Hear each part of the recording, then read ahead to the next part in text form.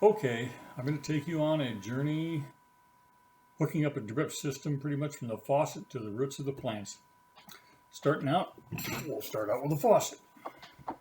Here's the faucet. Everybody's familiar with the faucet, and I got a garden hose attached to it. Okay, so I'll put the faucet over there. Now, some of us are fortunate enough to have a faucet at the garden. A number of us aren't. And so we take a garden hose and we take it out to the garden. Close to the garden. What do? I'm going to change over from the garden hose into a drip system. Now, in order to do that, I don't want a lot of crud in the water. Sand, grit, slime, the slug that crawled in the end last fall when you put the garden hose away. And so we have a filter. This is just a small filter. You can get smaller ones. You can get bigger, or you can get huge ones. But this is about the size that is helpful for small gardens. And it has a little screen in it. You can see the screen. If that gets plugged up with crud, you can take a toothbrush and clean it off. And if this gets full of water and you want to drain stuff out of there, you can turn that valve and it'll drain it off. And it also keeps that from freezing. You don't want that to freeze with water and it'll break. Okay, so I hook that to my garden hose. Now I don't have crud coming out of that water. And it works pretty good. Okay, second, I don't want the pressure too high. Have you ever been in a shower and felt like you were just getting the skin peppered off of you? Have you ever blown up a balloon until the balloon popped? Well, that's the problem with a lot of people in their drip systems. They have the pressure too high and it pops all the little hoses. And so all you have to do is put this little pressure regulator on there. This is a 10 psi regulator. It'll say right on the side 10 psi. And I use 10 to 20. And there it is. That goes to your hoses, your plants, your drip system. Now, that's a hose fitting there. How do I get a hose fitting? I'm going to take what they call a main line. This is a 1/2 inch main line. It's pretty stiff, black plastic tubing. And this goes along your garden, and you can chop it up and customize it to your garden because you're going to rotate crops. You're going to change. The garden is set in cement, and you're going to want to change the garden around. So we have to use something that's cheap and easy to chop up and easy to work with. So I got to get a garden hose fitting on the end of this. Some will just slip in, and I can push that in pretty good. Some is hard, and especially if it's cold outside, I'll warm it up a little bit. All right. Doesn't take much, and I shove it in and take this fitting and twist that little. That's all there is to it. Wasn't that hard? That's all there is to it. That's a watertight fitting, by the way. Now I can hook it on to my regulator, and now I got filtered regulated water at the garden. Now that's the fearsome part of it for a lot of people. They say, oh, all that regulator stuff, filters. No, that's all there is to it. And it didn't take me long. Now what I'm going to do is I'm going to take this and run it along the edge of the garden. And the first row probably, it may be a row of tomatoes. Last year I had a row of tomatoes coming the first. And I say to myself, boy, it'd be nice to have a little line to each tomato. Tomato's a pretty big plant. And if I could have a line to each tomato and just water right at the tomato instead of watering all the weeds in the aisle and the weeds in the rest of the row, that would be nice. And so I do that. Now, this looked kind of fearsome. I'm going to take, or see a set of them, clippers, pruning shears, and I literally snip it in two, and I'm going to put a T in there. And I'm just going to do it because this is what I would do if I were in the garden. Now this little heater is a cool little heater.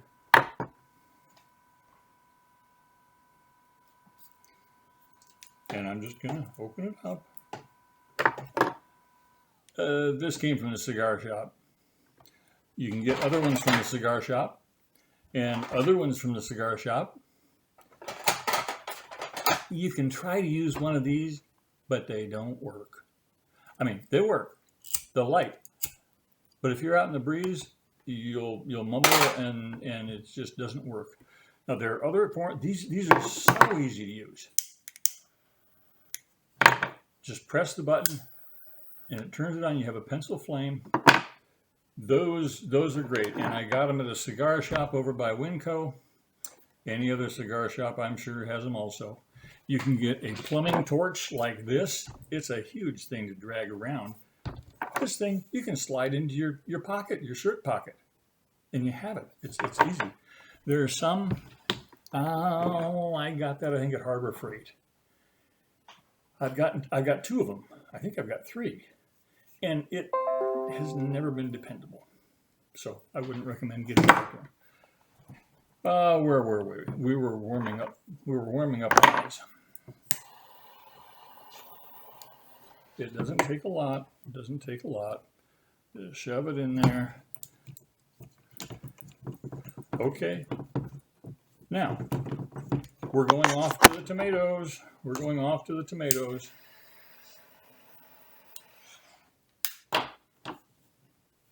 Tomatoes. That's my tomato line. All right, I just put a T in the line and we're heading off to tomatoes. Now, I'll uncouple this so I have space.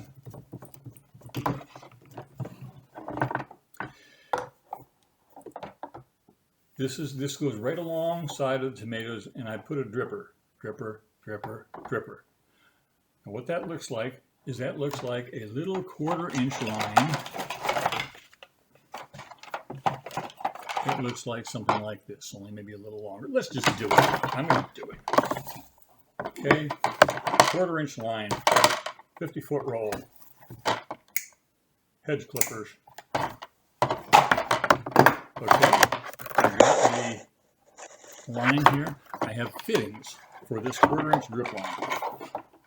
And the fittings look like a T, they look like a barb. This goes into the end. You see that? Yeah. And there are even plugs for the end of the line that plug holes if your wife chops a hole in the line with a hoe. I never would do that. But it happens, believe me. All right. Let's do it. We've got to get this hooked to this. So what I'm going to do is I'm going to punch a hole. Now let's start out. I'm going to shove this in here. Now you can warm the end of that up a little bit too. Don't warm it too long. You don't want it to smush. Okay. And I'm going to put a hole in the main line. It looks like this. Now there, I put a hole in the main line. See that hole? And I take this and I snap it into that hole. Here it goes. Listen. Did you hear that click? It's a watertight fit. All right. Out by your tomato, I have what they call a dripper.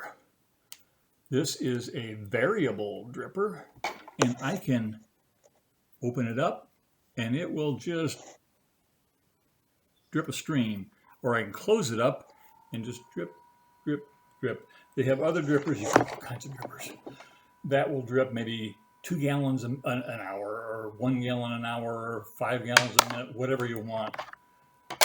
But these variable ones I have found very nice. And I'm going to just push that in the end like that. Now that goes to my tomato. I just run it over by the tomato, and guess what? So I go down tomato, tomato, tomato, tomato, tomato. I guess I went down, yeah, this way. That's all right. That's my tomato row. Now, the next row over, I have carrots. What am I going to do with carrots? I don't want to run a dripper to each carrot. So I have something that they call drip tape. 5/8 drip tape. This happens to be Toro. I got this through DripWorks. Rainbird has some. Every company has drip tape. It's fairly flexible and Some is more flimsy than others. This happens to be 8 mil thick drip tape. This is 15 mil thick drip tape. It's a lot thicker. You can hear it. This is, anyway, the 15 mil costs twice as much. If I thought the first time I did this, I got 15 mil because I wanted it to be robust. I want it to last. Well, after a while, I said, well, maybe I don't need something that strong because probably next year I'm going to tear up the drip system. I'm going to move my carrots over someplace else. I'm going to move my tomatoes because I don't want to get bugs, you know, getting used to where the tomatoes are. So I started using 8 mil. Now there's 4 mil. It's a little bit thin. So I use the 8 mil and it works just fine. So I've got my tomato row. Next row I want to come off is my carrots. This has holes in it every 4 inches. 4 inches, 4 inches, 4 inches, 4 inches. Has drippers. And those drippers will make a soak line all down that carrot row. It works beautifully. All right, so actually we're gonna do that. I'm going to get my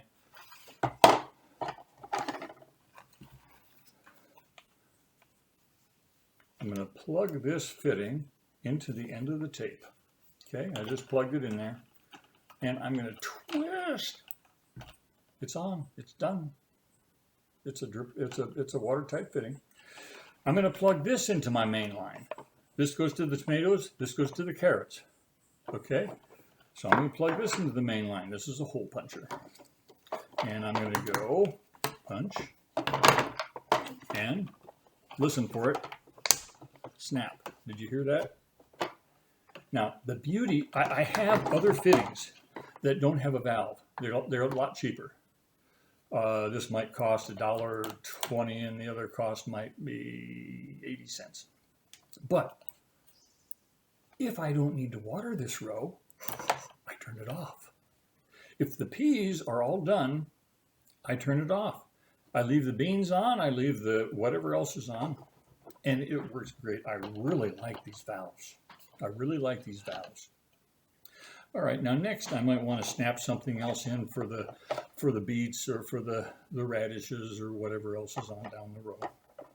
But that drip tape and these drippers are most of what I use. Now this is quarter inch tubing here. This is the 5/8 drip tape. There are other ways of doing it, okay? There is quarter inch dripper line, they call it. And this stuff is really neat. It's also really expensive. And every like 6 inches, there's a node with a dripper in it. And you can kind of see it's fat in that one area. And then it has that's another node, and that's another node. And this stuff is substantial. This is tough stuff. And you can snake this all over the place. So if you have a flower bed that really curves around, oh, this stuff is wonderful. Because the 5/8 drip tape wants to do straight rows. This is for your carrots and your radishes and your beans and your, in the garden. This may be for an ornamental bed, something like that. You can run it around plants. You can run it around corners, and that's great, but it's more expensive than the tape. This stuff is wonderful, and I use it all the time. It's not expensive at all. If somebody perhaps hoes this thing and puts a big hole in it, and gosh, sometimes I don't even put a coupler on. Usually you can put a coupler on, and that's not terribly expensive. But unless there's a real big reason, often I'll replace the whole drip tape. It's cheaper. And you don't have to worry about anything leaking or anything having problems. Okay, I'm going to back up here. Now the end, you say the end of the drip tape is open. It's got a hole there. Well, the water's just going to gush out there.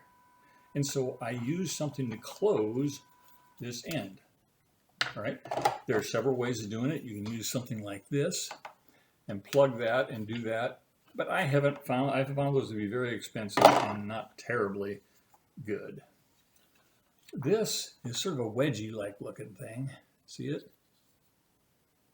And what it does is you can put the drip tape in there, bend it over again, and then see how it is in the bigger end that I'm putting that, and it pulls that down and sucks it in tight. Done.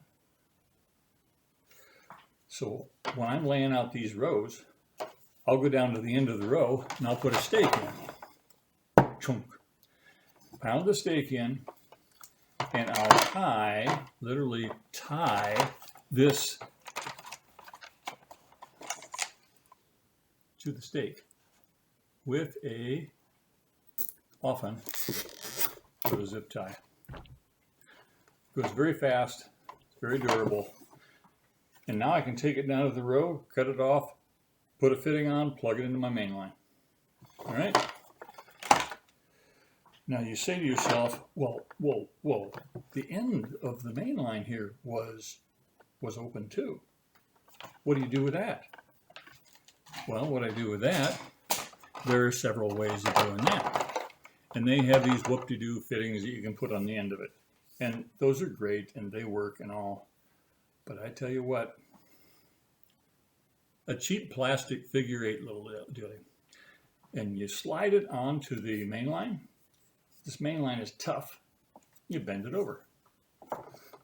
And you bend it clear back, and you slide it in the other end of the figure-8. That's watertight. And if you ever need to put an extension on this, you can just pop that off, couple your fitting on, and go. It's quick, it's easy, it's cheap. All right. Where do you get all this stuff? Where do you come up with all this stuff?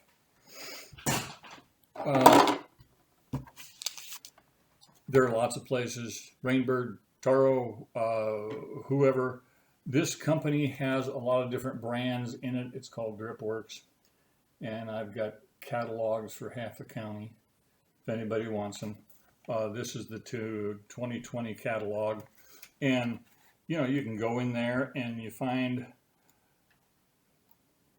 most anything you want. It'll talk about drippers and sprayers, and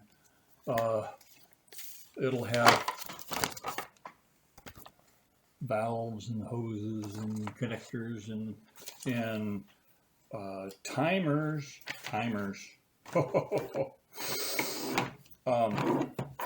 Now, if you want to get into some of the little more advanced stuff, you don't like watering any more than I do. Here, let me show you what I put on one just a little bit ago. I just made a board and I started putting stuff together. You don't have to have all this stuff. I showed you what you need. You might want some of this, and I'll show you that because. So, water hose comes in here, and you can turn it off and on at the garden. Some of you already have a faucet out there, it doesn't need it. Timer. A timer. You can put a timer on this line, and you can turn it on and go back and kick back and relax. Timer take care of it. Regulator, filter. Now on the end at the garden, you might want more than one faucet end. And these are wonderful. Harbor Freight, $11. In some of the catalogs, they're like $25, $30. Harbor Freight, it's wonderful. And you have 4 different valves. Now, you might have 2 or 3 of these on your drip system. You might have a drip line going out this part, drip line going over to the raspberries and the blueberries, and drip line going over to wherever apple tree. But you might want to keep one for a garden hose. If you're putting new plant starts in or something like that, and you want to hook a hose up and wet the roots before you put them in the ground, it's nice to have one open for a garden hose. So that's pretty much it. There are all kinds of things that, I'd love to get you in here and just have you get your hands on some of this stuff. The biggest thing is these work wonderfully well for cutting the main line. If you're cutting the 5/8 tape, drip tape, scissors work better. I'll show you why. Yeah, sometimes you can get it to work, but scissors work better for that. But these work far better for the main line. The main line's tough. Okay. You got your punch. These are about $12, I think, in the drip catalog, DripWorks. You don't need that. I like that. I use it all the time. It is easy, but you can sharpen the end of a screwdriver and use that. I mean, does that work? Does it work? Here. Does it work? All you're doing is you're punching a hole in there, right? And you're going to put a fitting in the hole. Hey, give me a fitting. Okay, fitting. Listen for it. I put in a whole garden with one of those. I didn't have one of these for years, but it is so much easier on the hands. And if you get into a tight spot, it's easier to go click than it is to kind of pull from an odd angle. So that's helpful. Truth be told, I put in a whole garden with a large nail that was sharpened on the end. And it works. It works. Cost you, what, 25 cents at a garage sale? You probably got some out in the back drawer. Okay, that's pretty much it. If you have any questions, give me a call. Let me know, and I'd be glad to help you with anything else. Bye-bye now.